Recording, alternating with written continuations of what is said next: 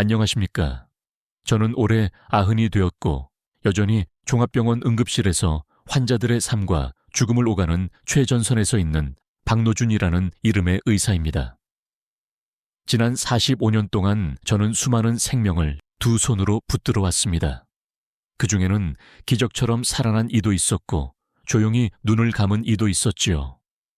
세월이 아무리 흘러도 제 마음속 깊이 자리 잡은 얼굴들이 있습니다.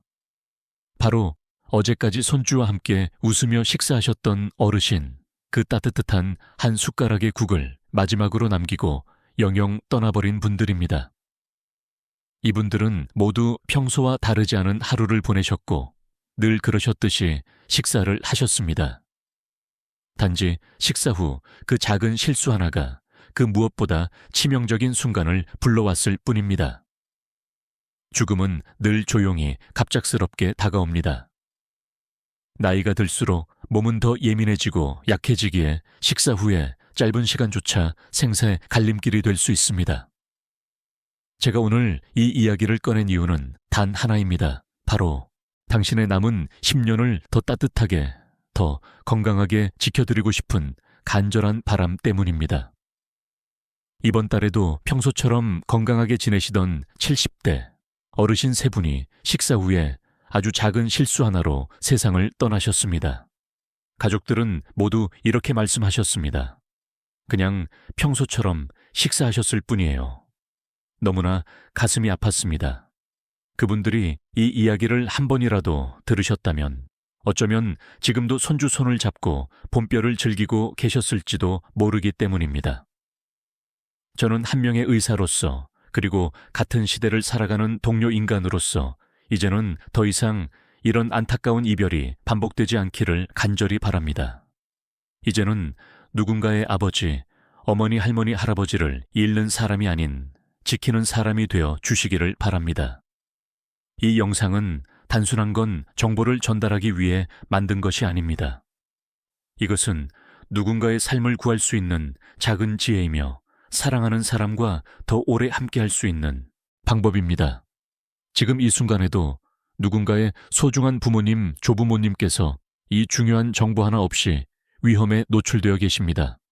하지만 여러분은 다를 수 있습니다. 단 10분, 지금 이 시간을 내주신다면 앞으로의 10년이 완전히 달라질 수 있습니다. 그리고 이 영상의 마지막까지 함께 해주신다면 또 다른 생명을 지킬 수 있는 누군가의 희망이 되어 주실 수 있습니다. 눈연의 건강은 운명이나 행운의 문제가 아닙니다. 그것은 오늘 우리가 배우고 선택하는 작은 실천에서 비롯되는 결과입니다. 이 소중한 정보를 기억해 주세요. 그리고 혼자만 알고 계시지 말고 당신 곁에 있는 소중한 분들과 함께 나누어 주세요.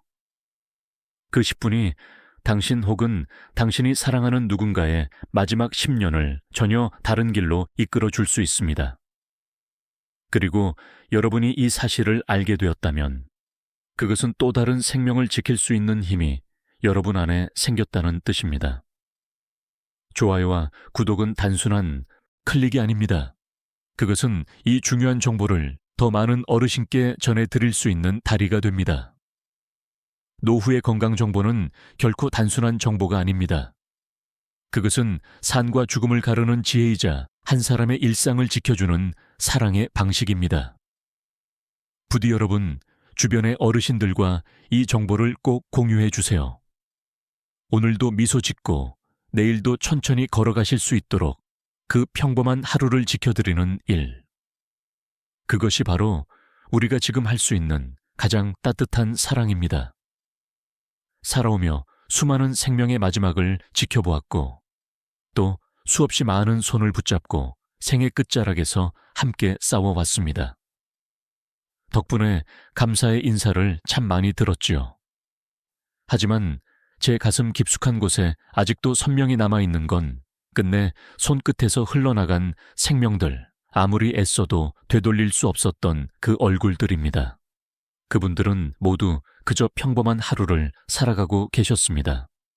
어제까지만 해도 자녀들과 웃으며 식사를 나누셨고 손주들의 제잘거림을 들으며 평화로운 시간을 보내셨던 분들이었습니다.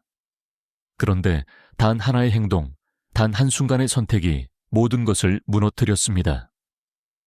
식사 후에 짧은 방심이 그들을 다시는 가족의 품으로 돌려보내지 못하게 만들었습니다. 지금도 생생하게 떠오르는 하루가 있습니다. 명절 연휴가 막 끝난 이른 아침이었고 응급실 앞에는 구급차가 연이어 도착했습니다. 차에서 내린 분들은 모두 고령의 어르신들이었고 공통된 특이점이 있었습니다. 3분 모두 식사를 마친 직후 아무렇지 않게 여겨지는 행동 하나를 하셨고 그 뒤로 갑자기 의식을 잃고 쓰러지신 것입니다. 첫 번째는 할머니였습니다. 점심을 드시고 기분 좋게 욕실에 들어가 따뜻한 물에 몸을 담그셨다가 그 자리에서 의식을 잃고 쓰러지셨습니다. 두 번째는 할아버지였습니다. 식사를 마치고 소파에 기대어 TV를 보시던 중 갑자기 호흡이 멈추며 쓰러지셨습니다. 세 번째 어르신은 식사 후 바로 등산을 나가셨습니다. 산 중턱에서 심장이 멎어 그 자리에 쓰러지셨고 다시는 눈을 뜨지 못하셨습니다. 저는 온 힘을 다해 심폐소생술을 시도했습니다. 의료진들은 분주히 움직이며 마지막 희망을 붙들고 최선을 다했습니다. 하지만 결과는 모두 갇혔습니다. 3분 모두 다시 깨어나지 못했습니다. 가족들은 망견자실에 있었습니다. 말없이 눈물을 훔치던 아들, 흐느니며 말문을 잇지 못하던 며느리, 그리고 울먹이며 말하는 어린 손주의 목소리는 제 가슴에 깊게 박혔습니다. 할아버지랑 어제 같이 밥 먹고 놀았는데요. 그날 밤 저는 퇴근을 하지 못한 채 병원역 영원 벤치에 조용히 앉아 있었습니다. 가을의 찬 기운이 곳곳을 스쳤지만 머릿속은 오직 하나의 질문으로 가득했습니다. 이분들은 왜 평소와 다를 것 없는 하루 속에서 이렇게 갑자기 쓰러지신 걸까? 그날 밤 긴 사제 끝에 저는 결국 하나의 해답에 닿았습니다. 아무도 그 누구도 이 위험한 진실을 제대로 알려주지 않았다는 것입니다. 밥을 먹고 바로 눕는 것이 얼마나 위험한지, 식후에 따뜻한 욕탕에 몸을 담그는 것이 어르신에게 어떤 충격을 주는지, 식사 직후의 과도한 운동이 심장에 어떤 부담을 주는지 그 누구도 정확히 말해주지 않았고 들려주지 않았습니다. 저조차도 진료실에서 바쁘다는 이유로 이 치명적인 위험을 충분히 강조해드리지 못한 적이 많았습니다. 그게 늘 마음에 걸렸습니다. 그래서 오늘 저는 의사로서가 아니라 한 인간으로서 직접 말하고자 합니다. 이건 단순한 건강상식이 아닙니다. 제가 45년이라는 세월을 응급실에서 눈물과 후회 속에서 체득한 삶과 죽음을 가르는 지혜입니다. 어쩌면 이렇게 생각하실지도 모르겠습니다. 식사 후에 좀 눕는 게 어때서 목욕은 몸을 풀어주는 거니까 오히려 좋은 거 아닌가요? 운동은 무조건 많이 할수록 좋은 거 아니에요. 하지만 이것은 아주 위험한 오해입니다. 특히 나이가 들수록, 그리고 고혈압이나 당뇨 심혈관 질환처럼 만성 질환을 가지고 있다면 식사 후에 단 하나의 행동이 생명까지 위협할 수 있다는 걸 알아야 합니다. 저는 그 무수한 순간들을 지켜봤습니다. 별다를 것 없던 평범한 하루가 저녁이 되자 응급실에서 이별의 무대로 바뀌는 장면을요. 그곳에서 눈을 감은 수많은 어르신들, 아직도 그 모습들이 제 눈앞에서 아름거립니다. 그분들의 마지막 표정, 가족들의 절교, 그리고 남겨진 후회의 공백.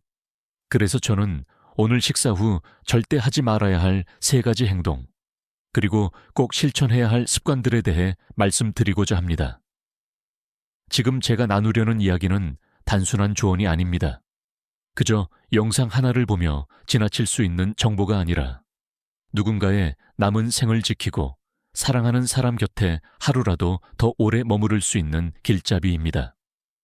부디 이 이야기를 귀담아 들어주시기를 바랍니다. 그리고 당신의 부모님, 조부모님, 사랑하는 어르신들과 함께 나누어 주세요. 하루의 마지막을 웃음으로 채우고 다음날 아침을 다시 맞이할 수 있는 그 소중한 일상을 우리 모두가 함께 지켜야 하니까요. 여러분께 꼭 들려드리고 싶은 이야기가 있습니다. 이 이야기를 듣는 것만으로도 앞으로 여러분의 삶이 달라질 수 있습니다. 아니, 더 정확히 말하자면 여러분이 가장 사랑하는 가족의 생명을 지킬 수 있는 결정적인 순간이 될지도 모릅니다. 식사 후에 단 30분 언뜻 보면 그저 평범하고 짧은 시간이지만 사실은 인생의 10년을 지켜낼 수 있는 황금의 찬입니다. 우리가 식사를 하면 소화작용을 위해 몸속의 혈액이 대부분 위장으로 몰리게 됩니다. 그런데 이때 잘못된 행동 하나가 심장과 뇌에 공급되어야 할 혈류를 방해하고 그 결과로 아주 위험한 상황이 벌어질 수 있습니다. 식사 후 30분은 결코 우습게 보아 넘길 수 있는 시간이 아닙니다. 저는 이 짧은 30분의 소홀함 때문에 눈물 짓는 가족들을 너무 많이 보았습니다. 그래서 지금 이 순간 화면 너머에서 제 이야기를 듣고 계신 여러분께 진심으로 간청드립니다. 부디 오늘부터 식사 후에 습관을 바꿔보세요.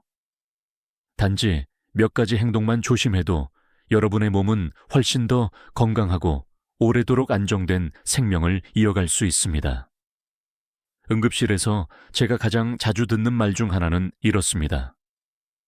선생님, 그냥 밥 먹고 좀 누웠을 뿐인데요.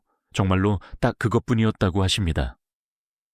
하지만 그 단순한 누움이 어느 순간 갑작스러운 호흡 곤란과 심한 가슴 통증으로 이어지고 급기야 구급차에 실려오게 되는 현실을 저는 수도 없이 목격해 왔습니다.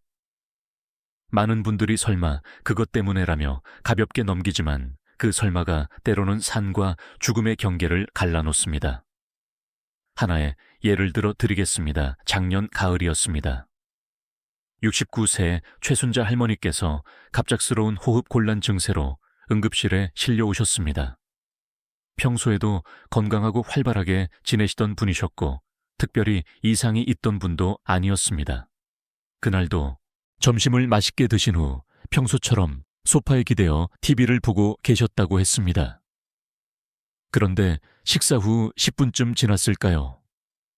갑자기 가슴이 조이고 숨이 막히기 시작했으며 심한 답답함에 가족들이 급히 119에 신고했고 병원으로 실려온 것입니다. 정밀검사 결과는 충격 그 자체였습니다. 위에 남아있던 음식물과 위산이 식도를 타고 역류해 결국 기도로 들어간 것이었습니다. 이로 인해 폐에 염증이 생겼고 위산성 폐렴이라는 심각한 진단을 받게 된 것이었습니다. 사람은 나이가 들수록 삼키는 기능이 약화됩니다. 그리고 그로 인해 위산이 잘못된 경로를 통해 올라오게 되면 그것이 기도를 거쳐 폐까지 침범하기가 쉬워집니다. 한번 폐에 들어가면 단순한 불편함이 아니라 폐렴 염증 심하면 사망에까지 이룰 수 있습니다. 특히 노년층은 폐 기능이 저하되어 있기 때문에 작은 자극에도 과민하게 반응하고 회복도 더디며 합병증이 쉽게 발생합니다. 서울대학교 병원 소화기내과 박정우 교수님은 언제나 환자들에게 강조하십니다. 식사 후에는 절대로 바로 눕지 마십시오. 위산이 식도를 따라 올라오게 되면 단순한 속쓰림으로 끝나지 않고 식도염, 폐렴 심하면 폐 손상까지 이어질 수 있습니다. 저 역시 젊은 시절에는 밥을 먹고 바로 누워 낮잠을 자는 일이 많았습니다. 하지만 이사가 된 이후 수많은 사례를 접하면서 뼛속 깊이 깨닫게 되었습니다. 식사 후에 그 작은 행동이 나이 들수록 얼마나 위험한 결과로 이어질 수 있는지를요. 위산은 단순한 소화액이 아닙니다.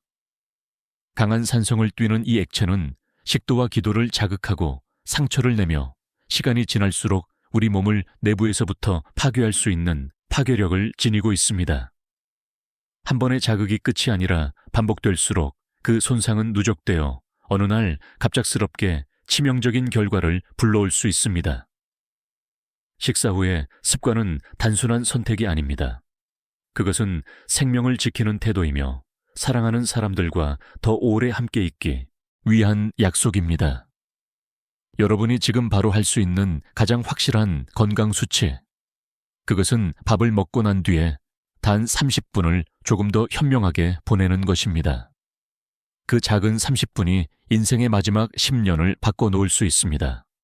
부디 잊지 말아주세요.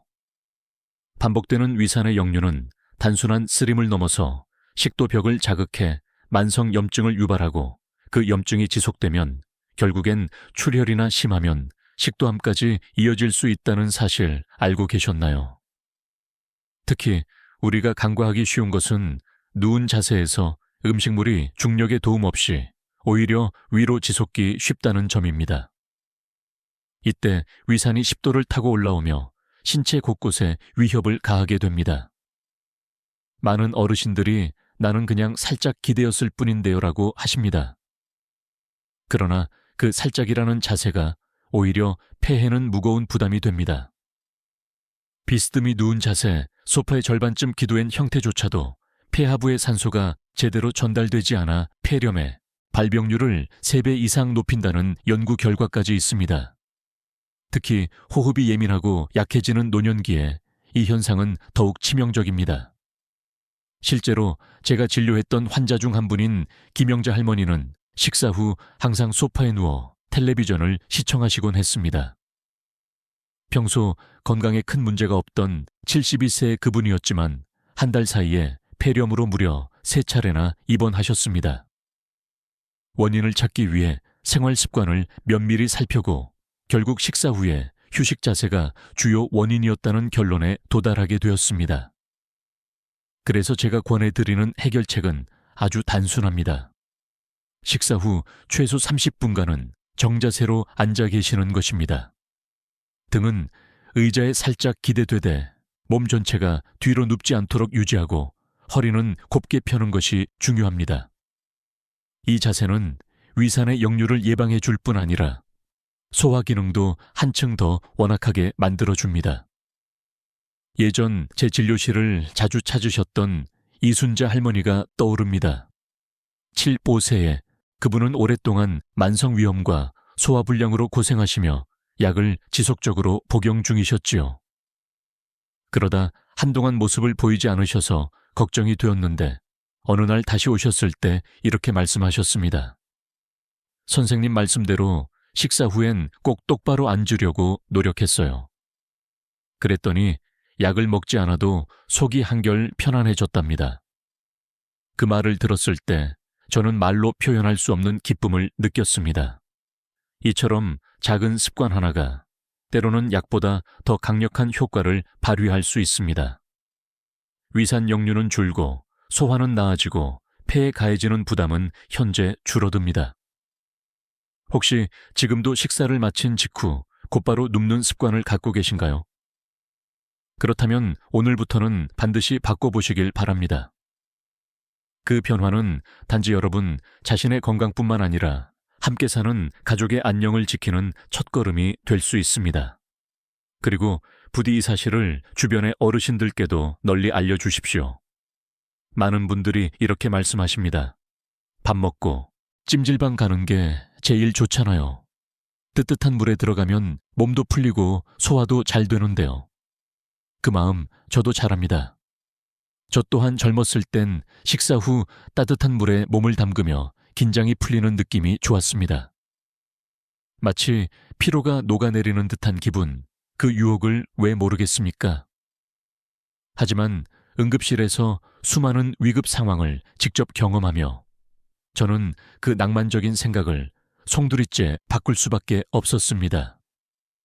식사 후 곧바로 뜨거운 탕에 들어가는 행위는 특히 고혈압이나 당뇨 심장질환을 가진 어르신들에게 있어서는 말 그대로 생명을 건 위험한 도박입니다.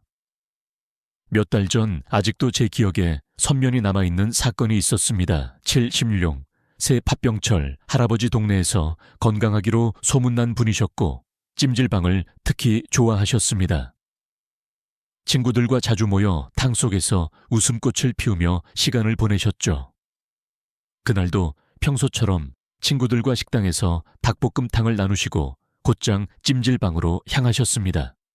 그리고 뜨거운 탕에 몸을 담근 지체 10분도 되지 않아 갑작스럽게 의식을 잃고 쓰러지신 겁니다. 놀란 찜질방 직원들이 급히 이비구에 신고했고 구급차가 도착했을 땐 이미 생명이 위태로운 상황이었습니다. 단 한 끼 식사, 단 한 번의 습관적인 행동이 그렇게 큰 사고로 이어졌습니다. 이제는 기억하셔야 합니다. 따뜻함이 때로는 치명적인 온도로 바뀔 수 있고 평범하다고 여긴 일상이 삶의 균형을 깨뜨릴 수도 있다는 것을요. 몸을 지키는 일은 거창하지 않습니다. 단지 식사 후의 자세, 그 작은 선택이 생명과 직결된다는 진실을 이해하고 그 순간을 현명하게 보내는 것에서부터 시작됩니다. 곧장 저희 병원 응급실로 실려온 그분은 평소처럼 지내던 하루를 마무리할 줄 알았던 어느 오후에 갑작스레 쓰러지셨습니다.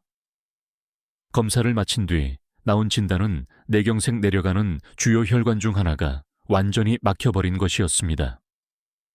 그로 인해 오른쪽 발과 다리는 더 이상 그의 의지대로 움직이지 않았고 생기 넘치던 일상이 순식간에 멈춰버렸습니다. 그는 그저 식사를 마치고 따뜻한 물에 몸을 담갔을 뿐이었습니다. 그런데 도대체 왜 이런 일이 벌어진 걸까요? 식사를 마치면 우리의 몸은 위장으로 많은 혈액을 보내기 시작합니다. 위가 소화작용을 효율적으로 수행할 수 있도록 돕기 위한 자연스러운 생리 반응입니다. 하지만 바로 이 시점에 뜨거운 물에 들어가게 되면 문제가 발생합니다. 뜨거운 물이 피부 표면의 혈관을 확장시키고 그 결과 혈액이 위장뿐만 아니라 피부 쪽으로도 대량으로 몰리게 되는 것이죠. 이렇게 되면 심장과 뇌로 가야 할 혈액의 양이 급감하고 결국 뇌는 산소 부족에 빠지며 심장에는 과부하가 걸립니다. 이로 인해 심장마비 실신 뇌졸중과 같은 중대한 사고가 벌어질 수 있습니다.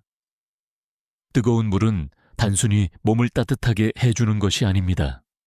그것은 혈관을 넓히는 작용을 하며 이 과정에서 평소보다 훨씬 더 급격하게 혈압이 흔들릴 수 있다는 점이 핵심입니다. 특히 고혈압이나 당뇨콜 심장 질환을 가진 분들에겐 그 위험성이 몇 배로 중복됩니다. 심장맥과 전문인 김민우 교수님이 진행한 국내 연구에 따르면 식후 뜨거운 물에 들어가는 습관은 뇌졸중 발생 가능성을 평소보다 3배 이상 높인다고 밝혔습니다. 목욕장이나 찜질방 입구에서 흔히 보이는 문구, 고혈압이나 당뇨가 있는 분은 입욕을 삼가주세요. 이 경고문은 단순한 안내 문구가 아닙니다. 실제로 수많은 사고가 일어난 결과 수많은 생명을 지켜내기 위한 절박한 외침인 것입니다. 그렇다면 여름은 안전할까요? 그렇지 않습니다.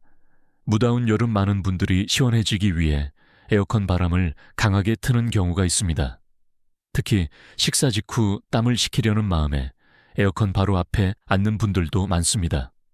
하지만 이 역시 위험한 선택입니다. 식사 직후에는 혈류가 위장으로 몰려있는 상태입니다. 이때 차가운 바람을 갑자기 맞으면 혈관이 급속히 수축되며 혈압이 요동치고 심장에 큰 부담이 가해지게 됩니다. 제가 직접 치료했던 송미경 할머니의 경우가 그렇습니다. 작년 여름 점심 식사를 마치고 곧바로 에어컨 바람을 직접 맞으셨고 곧이어 식은 땀이 나고 구토 증세가 나타나며 급히 응급실로 오셨습니다. 그 일을 겪은 이후 할머니는 에어컨을 항상 천장 쪽으로 돌려 간접 바람만 맞으시고 식후엔 늘 미지근한 보리차를 마시는 습관을 들이셨습니다. 겨울엔 상황이 정반되지만 위험성은 마찬가지입니다.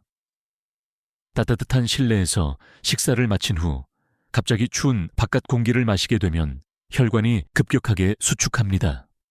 이로 인해 혈압이 급등 낙하고 뇌혈관에 직접적인 충격을 주어 뇌졸중의 위험이 커지게 됩니다. 특히 천이 따뜻하게 유지되던 상태에서 갑자기 찬바람을 맞게 되면 이 충격은 상상 이상으로 위험합니다. 그래서 저는 환자분들께 꼭 이렇게 말씀드립니다. 식후 최소 1시간은 뜨거운 탕이나 찜질을 피하세요. 에어컨을 켜야 할 땐 직접 맞는 바람이 아닌 간접 바람을 사용하시고 여름철엔 미지근한 보리차, 겨울철엔 따뜻한 생강차 한 잔으로 속을 달래는 습관을 들이세요. 겨울에 외출하실 경우 식사 후 1시간이 지난 후 따뜻한 옷차림으로 조심히 나서시는 것이 가장 안전합니다. 건강은 큰 결심에서 시작되는 것이 아닙니다. 이처럼 일상 속의 작은 습관 하나가 때로는 생명을 지키는 방패가 됩니다. 나는 괜찮겠지. 이 말만큼 위험한 말은 없습니다. 오히려 건강한 사람일수록 더더욱 조심하셔야 합니다. 왜냐하면 건강은 단단한 듯 보이지만 무너지는 데는 단 한순간이면 충분하기 때문입니다. 그리고 마지막으로 많은 분들이 이렇게 묻습니다. 밥 먹고 바로 운동하면 살이 안 찐다던데 건강에도 좋지 않나요? 그 질문 곧 답변 드리겠습니다. 운동은 분명 몸에 일 없습니다. 하지만 때와 방식이 잘못되면 그 이루음은 오히려 해로움으로 바뀔 수 있습니다. 식사 후 운동이 뭐가 문제야? 언제 해도 좋은 거 아니야? 이런 질문 충분히 이해합니다. 저 또한 젊은 시절엔 그렇게 생각했으니까요. 한 끼 식사를 마치고 가볍게 몸을 움직이면 소화도 잘 되고 건강에도 좋을 거라 여겼습니다. 하지만 지난 45년 응급실에서 수많은 생과 사회 갈림길을 지켜보며 깨달은 사실이 있습니다. 식후 30분 이내의 격한 운동은 오히려 건강을 해치는 촉매제가 될 수 있다는 것. 얼마 전 한 사례가 있었습니다. 72세의 민수 할아버지, 평소 지병 하나 없이 건강하시고 산을 오르는 걸 삶의 낙으로 삼고 사시던 분이었습니다. 그날도 친구들과 함께 산 아래 식당에서 도토리묵과 매콤한 닭볶음탕을 나누셨고 식사가 끝나자마자 늘 그렇듯 산길을 오르기 시작하셨습니다. 처음엔 문제없어 보였지요. 하지만 중턱을 넘어서면서 갑자기 가슴을 움켜쥐고 바닥에 쓰러지셨습니다. 다행히 친구분들이 빠르게 심폐소생술을 시행했고 곧바로 119가 도착해 저희 병원 응급실로 옮겨졌습니다. 생명은 간신히 건지셨지만 심장에는 큰 손상이 남아 결국 시술이 불가피한 상태가 되었죠. 이처럼 평소 건강하시던 분들도 식후 바로 운동을 시작하면 심장이 극심한 부담을 받을 수 있습니다. 왜 그럴까요? 식사를 하게 되면 우리 몸속의 혈류는 대부분 위장으로 몰립니다. 소화기관의 에너지를 집중적으로 공급하기 위해서입니다. 그런데 이 상태에서 운동을 시작하면 근육 쪽으로도 혈액이 필요해지며 심장은 동시에 두 방향으로 혈류를 공급해야 하는 무리한 상황에 직면하게 됩니다. 마치 경사진 오르막길을 낡은 차가 전속력으로 올라가려는 것처럼 심장은 급격한 압박을 받게 되고 결국 이 부하가 사고로 이어지는 것입니다. 특히 계단 오르기, 등산 무거운 물건을 드는 동작들은 혈압을 순식간에 끌어올리고 심장 박동을 폭발적으로 가속시킵니다. 이때 이미 혈관이 좁아져 있는 경우에는 심근경색, 심장마비 등의 치명적인 상황으로 이어질 수 있습니다. 심장내과 전문 최윤정 교수의 연구에 따르면 식사 후 30분 내에 격한 운동을 하면 심장 관련 사고의 위험이 평소보다 2배 이상 높아진다고 합니다. 고혈압, 당뇨, 고지혈증 같은 만성질환을 갖고 계신 분들에게는 그 위험도가 훨씬 더 치솟는다고 하죠. 또 다른 사례를 말씀드리겠습니다. 정은자 할머니는 식사 후 혈당 조절을 위해 공원을 빠르게 걷는 습관을 들이셨습니다. 처음엔 아무 문제가 없었지만 어느 날 갑작스럽게 어지러움과 구토 증세를 보이며 쓰러지셨습니다. 병원에서의 진단 결과는 저혈압 식사로 인해 위장으로 쏠린 혈류가 빠른 걷기로 인한 근육 수역까지 겹치며 뇌와 심장으로 가는 혈류가 급격히 줄어든 것이 원인이었습니다. 그 이후 저는 할머니께 말씀드렸습니다. 식사 후엔 꼭 30번 정도는 천천히 허리를 곱게 세우고 앉아 계세요. 그 다음에 가볍게 걷기 시작하시는 게 좋아요. 그 후 할머니는 습관을 바꾸셨습니다. 식사 후엔 집 안에서 편안히 앉아 창밖을 바라보며 시간을 보내시고 30분쯤 지나면 영원 벤치를 중심으로 천천히 걸으셨죠. 그리고 놀랍게도 그 뒤로는 비슷한 증상이 한 번도 나타나지 않았습니다. 그렇다면 건강을 지키기 위한 가장 좋은 방법은 무엇일까요? 사실 방법은 아주 간단합니다. 식사 후 최소 30분 허리를 곱게 펴고 다른 자세로 앉아 계십시오. 그리고 시간이 지난 후 숨이 가쁘지 않을 정도의 가벼운 산책부터 시작하시는 것이 가장 좋습니다. 예를 들어 아파트 단지 안을 천천히 걷거나 공원에 있는 벤치를 중심으로 느긋하게 한 바퀴 도는 정도면 충분합니다. 운동은 분명 건강에 좋습니다. 하지만 언제 어떻게 하느냐에 따라 그것은 생명을 지키는 힘이 될 수도 반대로 위협이 될 수도 있다는 사실. 그리고 이제는 꼭 기억해 주세요. 몸을 움직이는 것보다 더 중요한 건 몸이 받아들일 준비가 되었는가입니다. 그리고 그 준비엔 30분의 여유가 필요합니다. 숨이 가쁘게 차오르거나 땀이 흠뻑 날 정도로 강도 높은 운동은 식사 직후에는 반드시 피하셔야 합니다. 운동이 건강에 이롭다는 건 누구나 알고 있지만 그보다 더 중요한 것은 언제 그리고 어떻게 하느냐입니다. 가장 안전한 시점은 식사 전에 하거나 최소 1시간이 지난 후에 몸을 움직이는 것입니다. 특히 중장년기 이후에는 운동의 방식이 더욱 중요해집니다. 격렬한 동작은 근육과 관절에 불필요한 부담을 주고 심장에도 치명적인 무리가 될 수 있습니다. 그래서 저는 환자분들께 항상 이렇게 말씀드립니다. 운동은 욕심내지 마십시오. 건강은 빠르게 얻는 것이 아니라 조심스럽고도 꾸준한 걸음으로 다가오는 친구입니다. 식사 후에 우리 몸은 생각보다 훨씬 예민한 상태입니다. 위장으로 혈류가 집중되고 소화기관이 활발히 작동하며 내장이 민감해져 있는 시기죠. 이때 무리한 운동은 영양분을 흡수해야 할 장기들을 혼란에 빠뜨리고 심장의 리듬을 흔들어 놓는 독처럼 작용할 수 있습니다. 마지막으로 꼭 기억하셨으면 합니다. 건강은 욕심을 부린다고 따라오는 것이 아닙니다. 내 몸의 리듬에 귀 기울이고 그 흐름에 맞춰 적절히 움직이는 것, 그것이야말로 진짜 건강한 삶의 비결입니다. 앞서 저는 식사 후 반드시 피해야 할 3가지 행동에 대해 말씀드렸습니다. 첫째, 바로 눕는 것. 둘째, 뜨거운 물로 목욕하는 것. 셋째, 격한 운동을 하는 것. 이 3가지만 조심하셔도 많은 위험을 예방하실 수 있습니다. 그렇다면 반대로 식사 후에 꼭 지켜야 할 좋은 습관들은 무엇일까요? 겉보기엔 단순하지만 실제로는 아주 강력한 효과를 가진 습관들입니다. 제가 응급실 현장에서 수많은 환자들을 만나며 몸으로 터득한 생명의 지혜이기도 합니다.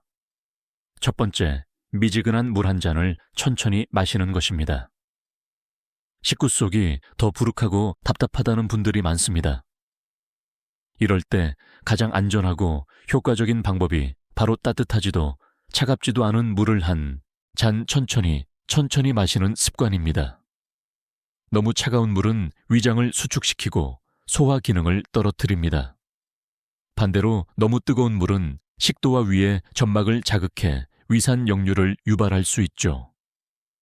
제가 치료했던 최순자 할머니도 위산 역류로 오랜 3월 고생하셨습니다. 약도 여러 번 바꿨지만 효과는 늘 미미했습니다. 그러던 중 제가 권해드린 습관 식사 후 10분쯤 지나 미지근한 물 한 잔을 마시는 일을 실천하시고 난 후 약보다 이게 훨씬 낫네요. 할머니의 말씀이 아직도 귀가에 생생합니다. 작은 변화 하나가 장기 건강에 얼마나 큰 차이를 만들어낼 수 있는지 저는 그분을 통해 다시금 깨달았습니다. 단순하지만 반드시 실천해야 할 습관입니다. 두 번째, 바른 자세로 30분간 앉아있기. 식사 후 곧바로 등을 대고 눕는 습관은 위산이 식도를 타고 역류할 가능성을 높입니다. 특히 위장이 예민한 분들에게는 더욱 치명적이죠. 그래서 저는 환자분들께 항상 당부드립니다. 식사 후 최소 30분간은 곱게 앉아 계세요. 등을 고추 세우고 허리를 의자 등받이에 가볍게 붙여 안정된 자세를 유지해보세요. 이 순자 할머니는 늘 소화가 잘 되지 않고 식후 불편함을 호소하셨던 분입니다. 약을 드셔도 그때뿐이었고 늘 도룩함을 안고 사셨죠.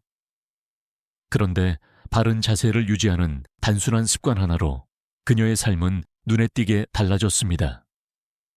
식사 후 30분만 곧거지 않는 습관을 들이신 뒤 약을 거의 끊고도 편안한 소화를 경험하시게 되었죠. 이렇게 간단한 걸 왜 이제서야 알았을까요?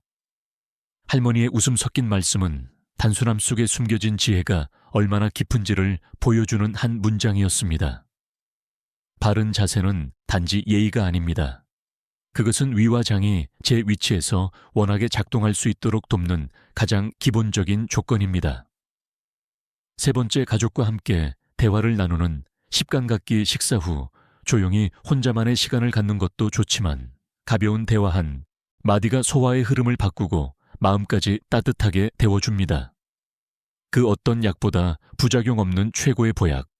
그것이 바로 사람과 사람 사이에 따뜻한 말 한마디입니다. 식탁에 앉아 함께 음식을 나눈 후 오늘 하루 어땠어요? 이 반찬 참 맛있네요. 이렇게 몇 마디 나누는 시간은 단순히 마음을 나누는 것을 넘어 몸의 긴장을 풀고 자유신경을 안정시키는 효과까지 가져옵니다. 그리하여 식사 후 30분, 이 짧지만 소중한 시간을 한 잔에 미지근한 물 바른 자세, 따뜻한 대화로 채우신다면 그 하루는 훨씬 더 건강하고 깊이 있는 하루가 될 것입니다. 웃음은 삶을 풍성하게 만드는 조용한 약입니다. 화려하지 않지만 강력한 그 힘은 가까운 이와 나누는 짧은 대화 속에서도 깊이 스며듭니다.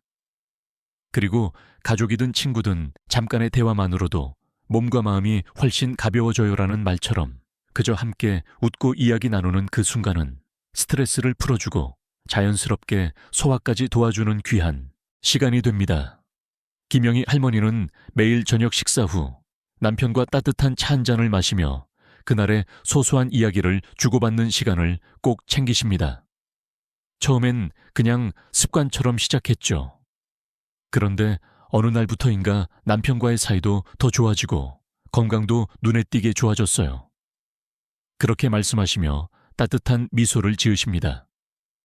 짧고 평범한 대화지만 그 안에 담긴 정서적 교류는 마음 깊은 곳까지 치유해 줍니다.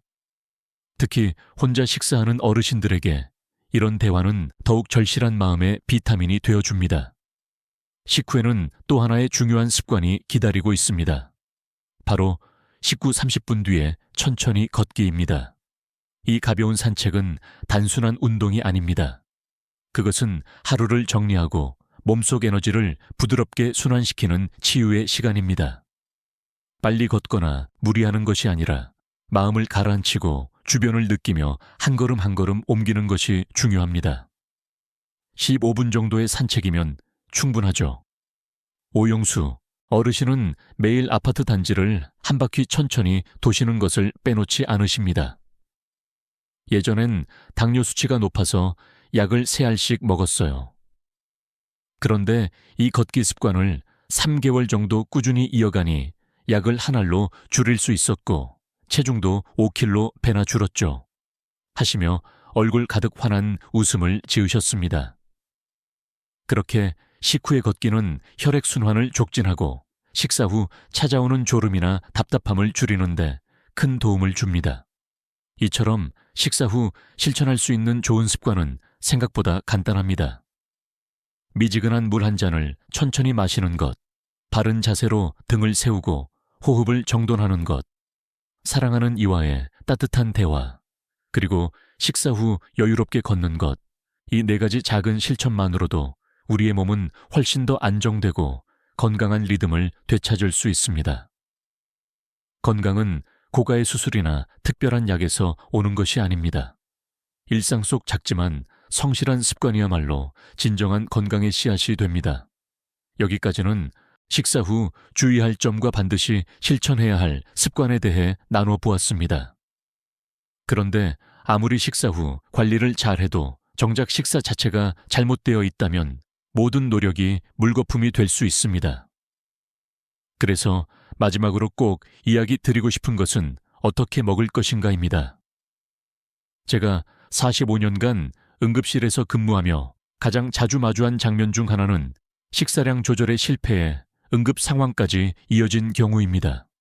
특히 고령층 어르신들 중에는 옛날엔 밥 두 공기쯤은 기본이었는데 지금도 그 정도는 먹어야 배부르지라는 분들이 많습니다. 하지만 나이는 몸의 모든 기능을 조금씩 늦추고 약화시킵니다. 젊을 때처럼 많이 먹는 것은 위장에 큰 부담을 주며 심한 경우 심장에까지 압박을 가할 수 있습니다. 몇 해 전 이동철 할아버지가 응급실에 실려오신 일이 있었습니다. 평소에도 식사를 잘 하시는 분이셨는데 그날따라 식사 후 가슴에 심한 통증을 느끼셨다고 합니다. 검사를 해보니 과식으로 인해 위장이 지나치게 팽창하면서 심장을 눌렀던 것입니다. 속은 더 부룩하게 막히고 혈압도 불안정하게 출렁였죠. 그 이후로 저는 할아버지께 식사량을 조금씩 줄여보시라 조언드렸습니다. 그러자 할아버지는 손바닥 정도 크기의 양을 기준으로 삼으셨고 그 습관은 건강을 빠르게 회복시키는 결정적인 열쇠가 되었습니다. 식사는 단순히 배를 채우는 행위가 아니라 몸과 마음을 돌보는 깊은 의식입니다. 하루 3번 우리는 삶의 리듬을 조율할 기회를 만나는 셈이지요. 그 시간을 소홀히 하지 마십시오. 조심스러운 섭취, 따뜻한 대화 여유 있는 산책, 그리고 스스로의 몸에 귀 기울이는 태도, 그 모든 것이 진정한 건강으로 가는 길입니다. 위장의 팽창으로 느껴졌던 묵직한 불편함이 사라지고 가슴 깊숙이 찌르던 통증마저 감쪽같이 사라졌을 때 환자들의 얼굴에는 비로소 안도의 미소가 번집니다. 그럴 때마다 저는 조용히 그러나 단호하게 말씀드립니다. 밥은 손바닥만큼만 담아보세요. 반찬은 색깔이 서로 다른 3가지로 간단하게 준비하고 꼭꼭 씹는 것 적어도 20번 이상은 씹어야 합니다. 너무 허기졌다고 급히 음식을 밀어넣는 습관은 단순한 소화불량으로 끝나지 않습니다. 혈당이 갑자기 치솟아 몸 전체의 균형이 흔들릴 수 있고 그런 식사가 반복되면 결국 만성질환으로 이어지게 됩니다. 하지만 천천히 씹는 것, 그 단순한 행위만으로도 포만감은 더 빨리 찾아오고 불필요한 과식은 자연스럽게 줄어듭니다. 무엇을 먹느냐도 그 못지않게 중요합니다. 가장 먼저 고려해야 할 건 채소와 과일입니다. 첩시의 절반은 반드시 이들로 채워야 합니다. 다양한 색을 가진 식재료일수록 몸에 필요한 영양소가 고르게 포함되어 있습니다. 빨강, 초록, 노랑, 보라식탁이 무지개처럼 다채로워질수록 건강에도 생기가 돌게 됩니다. 두 번째는 단백질 섭취입니다. 생선, 두부, 달걀처럼 흡수가 잘 되는 고단백 식품을 식사에 꼭 포함시키십시오. 나이가 들수록 자연스럽게 줄어드는 근육량을 유지하는 데 있어 단백질은 그 어떤 영양소보다 핵심입니다. 근육이 약해지면 쉽게 지치고 균형 감각도 떨어져 낙상 위험이 커지기 때문입니다. 그리고 마지막으로 강조하고 싶은 것은 흰쌀밥 대신 잡곡밥을 선택하는 것입니다. 현미나 보리, 귀리와 같은 통곡물이 섞인 밥은 혈당을 천천히 올려주고 포만감도 더 오래 지속됩니다. 단순한 선택 하나가 여러분의 혈관 건강을 결정짓는다는 것을 기억하십시오. 혹시 식사 후 심한 졸음이 몰려오거나 속이 꽉 막힌 듯 답답하신가요? 그것은 몸이 보내는 경고입니다. 과식으로 인해 위장이 무리를 하고 기, 혈액이 소화기관으로 몰리면서 다른 장기에 필요한 순환이 원활하지 않아 생기는 현상입니다. 이러한 증상이 자주 반복된다면 반드시 식사량과 식사 속도를 다시 점검하셔야 합니다. 그리고 제가 꼭 드리고 싶은 말이 있습니다. 혼자 사시는 어르신들, 특히 혼자 식사하시는 분들은 더욱 주의가 필요합니다. 제가 근무하는 응급실에는 혼자 밥을 먹다 기도가 막혀 실려오는 분들이 적지 않습니다. 음식이 목에 걸렸을 때 주변에 아무도 없다면 단 몇 분 만에 생명이 위태로워질 수 있습니다. 그래서 저는 늘 이렇게 말씀드립니다. 식사 전 물 1컵을 준비해 두세요. 식사 중에 목이 막히거나 사례가 들렸을 때 즉시 마실 수 있도록 가까운 자리에 놓아두는 것만으로도 생명을 지킬 수 있습니다. 그리고 또 하나, 식사 후 한 10간 안에 누군가와 목소리를 나누는 습관을 들여보세요. 전화 한 통 짧은 대화만으로도 위기의 순간을 피할 수 있습니다. 김영순 할머니는 매일 혼자 식사를 마치고 나면 아들과 꼭 10분 동안 통화를 하십니다. 어느 날은 통화 도중 속이 좀 불편해라고 말씀하셨고 그 짧은 말 한마디 덕분에 아들이 곧바로 달려와 병원으로 모시고 가는 일이 있었습니다. 그때가 아니었더라면 큰일로 번질 수 있는 위기였습니다. 식사는 단순히 허기를 채우는 행위가 아닙니다. 그것은 몸과 마음을 다 독이는 따뜻한 의식이자 하루를 정돈하는 소중한 의뢰입니다. 무엇을 먹고 얼마나 먹으며 누구와 함께 하느냐에 따라 우리의 건강은 놀랍도록 달라질 수 있습니다. 이제 여러분은 식사 전후에 어떤 점을 유의해야 하고 어떤 습관이 여러분의 건강을 지켜주는지 잘 아시게 되셨을 겁니다. 제가 오늘 드린 말씀들이 단순한 정보로 그치지 않고 매일의 식탁 위에서 작지만 소중한 실천으로 이어지기를 간절히 바랍니다. 건강은 하루아침에 완성되지 않습니다. 하지만 지금 이 순간의 작은 선택이 여러분의 내일을 더욱 단단하게 지켜줄 것입니다. 이제 여러분 차례입니다. 지금 이 순간부터 식사 습관을 돌아보시고 작더라도 단 1만 바꿔보세요. 저는 언제나 응급실이 아닌 건강한 일상 속에서 다시 만나 뵙기를 진심으로 기원합니다. 고맙습니다. 미사 박노준 드림.